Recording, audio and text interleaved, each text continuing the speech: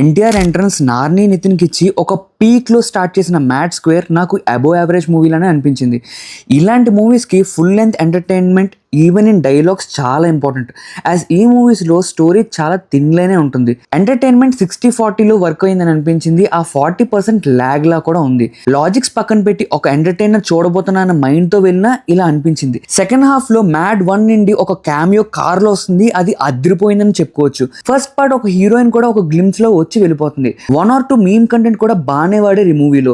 3 have given there best. Entertainment అక్కడక్కడ drop అవ్వకుండా ఉంటే ఇంకా బాగుండేది అనిపించింది. పెళ్లి ఫెయిల్ అయిన ఒక గ్యాంగ్ గోవాకు వెళ్ళి ఒక కేసులో ఎలా దొరుకుతారు, అది ఎలా సాల్వ్ చేస్తారన్నది ఈ మూవీ. ఈ మూవీలో హీరోయిన్ అయితే లేదు, జస్ట్ ప్రియాంక జవాల్కర్ సెకండ్ హాఫ్లో చిన్న డిపెండింగ్ రోల్కి సీన్కి అయితే వస్తుంది.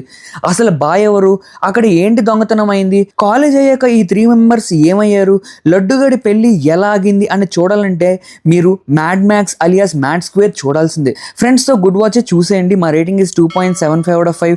ఈ రివ్యూ నచ్చితే లైక్ చేయండి. మరిన్ని ఫిల్మీ కంటెంట్ కోసం సబ్స్క్రైబ్ అవ్వడం మర్చిపోకండి.